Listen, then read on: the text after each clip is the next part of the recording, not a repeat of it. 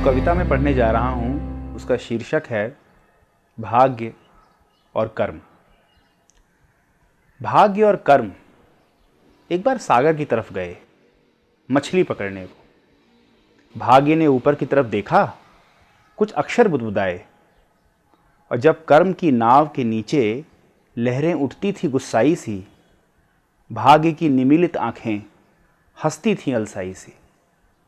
कर्म समुंदर की उत्ताल तरंगों से गर्मजोशी से गले मिला और भाग्य मस्त था। सागर की रेत पर न कोई खुशी थी, न गम, न गिला। और जब समुंदर में कर्म की नाव के ऊपर हो रहा लहरों का आघात था, भाग्य मछलियों का बड़ा ढेर लेकर ज्वार के साथ था। घर जाते वक्त वह कर्म की मूर्खताओं के किस्सों से ज्वार को भी हंसा रहा था। हर बार की तरह इस बार भी भाग्य को कर्म पर तरस आ रहा था। कर्म और भाग्य एक ही बगीचे में खेला करते थे बचपन में।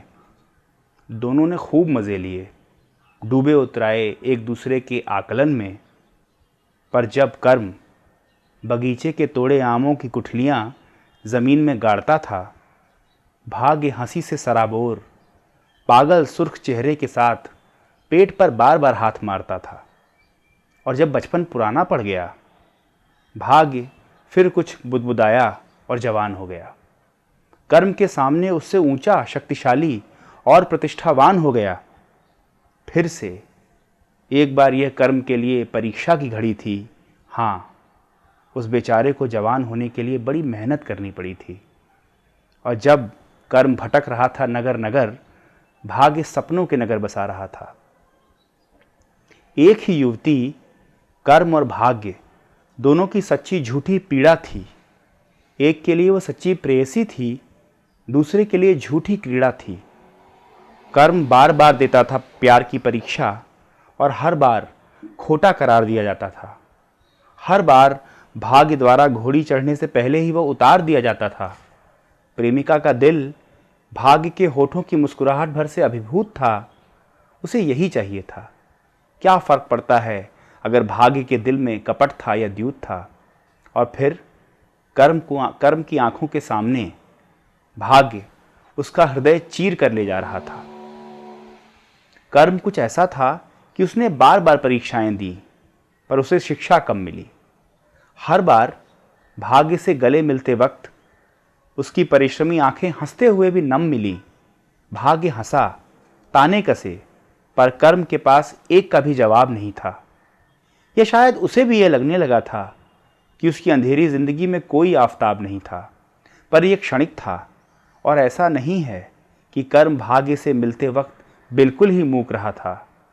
भाग्य के सामने अपने भविष्य का बखान कर वह उसकी विगत नपुंसकता पर थूक रहा था।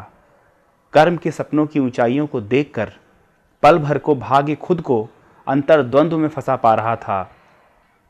बुढ़ापे में भाग्य अपने स्वजनों से ऊपर, बहुत ऊपर उठ गया था कि उसका नाती पोतों से भरा परिवार बहुत नीचे छूट गया था। जब कर्म से उसके घर के बच्चों ने किस्से सुनाने को कहा था, तो वह रो रहा था। मन ही मन अपनी असफलताओं की लंबी श्रृंखला को सिरे से संजो रहा था। इनकी संरचना उलझी और जटिल होती है। केवल कुछ ही हिस्से नहीं होते। नाती पोते नहीं होते कुछ के पास, तो कुछ के पास सुनाने को किस्से नहीं होते। अंततः कर्म उन बच्चों में हंस रहा था। भाग्य अपने आप को कोंच कर हंसा रहा था। बहुत हुए इन दोनों के जिंदगी नामे। अब जो बची है वह इन दोनों की मौत है। मौत हर हारे हुए की इच्छा है, हर विजयी की सुंदर सफलताओं की सौत है। भाग्य पहले मरा, पर उसका शरीर कई दिनों तक वहीं पड़ा सड़ रहा था। या शायद उसके हाथों की रेखाओं का जाल आज परिवर्तन कर रहा था। कर्म को बस स्वयं पर विश्वास था। वह जीवित ही कब्र में लेट गया और मिट्टी डाल ली। या शायद उसने अपनी जिंदगी की बेवफाई की कुड़न अपनी मजबूत मौत से निकाल ली।